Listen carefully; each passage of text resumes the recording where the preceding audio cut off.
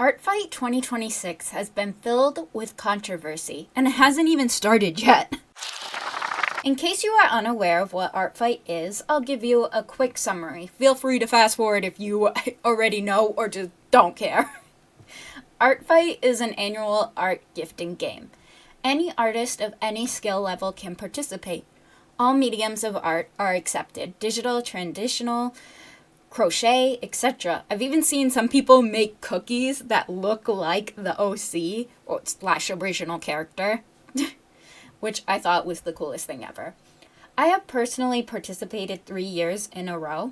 Artists are split into 2 teams, each team competing to get the most points. Artists gain aforementioned points by drawing the opposing team's original characters that they have displayed on their account. You can draw your fellow team members' original characters, which is categorized as friendly fire, but they are worth less points. The amount of points is determined by character pose, background, and complexity of piece. One ArtFight team may win the competition, but there's no award except in a badge on your account. Not to brag, but I've been on the winning team 3 years in a row. Anyway, that's not the point of ArtFight. It's getting to know other fellow artists and seeing never-ending unique character designs. No matter the artist's talent or skill, we all appreciate each other and understand the struggles that come with being an artist. That's why ArtFight isn't advertised as a competition, but as an art gifting game. This year, ArtFight has been a little less cheerful, with many people complaining on TikTok, Instagram, and in ArtFight's social media comments. All of this controversy stems from ArtFight's new 2026 guidelines and rules. 2 months before ArtFight starts, they released a new set of rules without a feedback form available. That in itself is odd because they've always included a feedback form because ArtFight started from a small community. The rules caused such an uproar that the ArtFight team released a statement a few days later on May 25th. The particular rule that seemed to set the community off was under the upload rules section, rule number 5. This is the rule directly from their website. Bases, character creators, and doll makers may be used for character images, but must be credited. They may not be used for attacks. Part A of the rule. This includes websites like PicCrew, HeroForge, Video Game, Character Creators, and other doll makers. Part B. This includes artwork traced from posable 3D models such as Clip Studio Paint, Design Doll, and similar programs, self-made bases, and photographs you have taken. Part A of this rule made total sense to me personally, that you can't use sources like PicCrew. PicCrew is made by other artists. It gives you a blank character, and you basically dress the character up with assets made from other artists that are not you. This isn't something you drew yourself, and that makes total sense to me.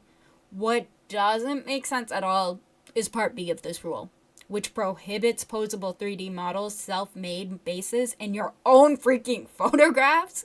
This is extremely odd because 3D models, as referenced in Clip Studio Paint, are the industry standard for digitally drawn comics like those you see on Webtoon. Not only are 3D models commonly used by artists in the industry, beginner artists frequently use them to understand anatomy. 3D models are commonly used in art classes to understand the depth of the face, how it is not flat, but instead has multiple planes, which you can see by using a 3D model. What is even more shocking to me is that the ban of tracking and referencing your own photos of yourself, that has been something artists have done since cameras existed. I mean, come on, Disney even does it. Understandably, artists of all skill levels were mad. Beginner artists who still need 3D models to understand anatomy, and artists in the field were angry that their field of art was being diminished as cheating or as an easier way of making art.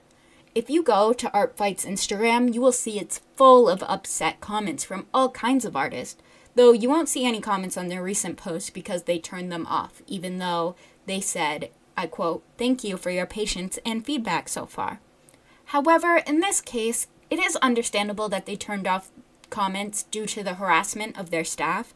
I want to be very clear. I do not condone any bullying or harassment of the staff members just doing their freaking job moderating. Like, leave them alone. They're also artists. Artfight did leave their feedback form open on their website post addressing the rule update, which I do appreciate. However, their downplaying and doubling down on the statement was not much appreciated. In the clarification, they state, "We must emphasize that the vast majority of these rules are not new and have been in force for years. However, the wording of these rules was not entirely clear before, which may be why these updates feel new or unexpected." It is true Artfight has always had a no tracing rule, but it had never previously said anything about 3D models, which always made sense to me because it is commonly used in the industry. Why would there be a need to bring it up? By the plethora of comments they have received, it seems plenty of people agree with me. Despite the critiques they have received, it appears they have doubled down on the rules. I can't remember exactly where this term comes from, but the wording Artfight used reminds me of a compliment sandwich where you give 2 compliments and squish in the bad news in the middle. The quote I am talking about is them addressing the artist they have hurt, which reads as, "Our rules are in place to help us moderate and score artwork for a fun and engaging seasonal event. They were never meant as a way to pass judgment on the usage of certain tools/techniques. Even if these tools/techniques are disallowed on Artfight, tracing 3D models, photo bashing, etc., it does not mean these techniques are invalid forms of creating art. Balancing an objective scoring system with something as subjective as visual arts has always been difficult. It requires careful consideration of different mediums, levels of finish, what constitutes as an advantage or disadvantage, and more, and it constantly evolves as Artfight grows."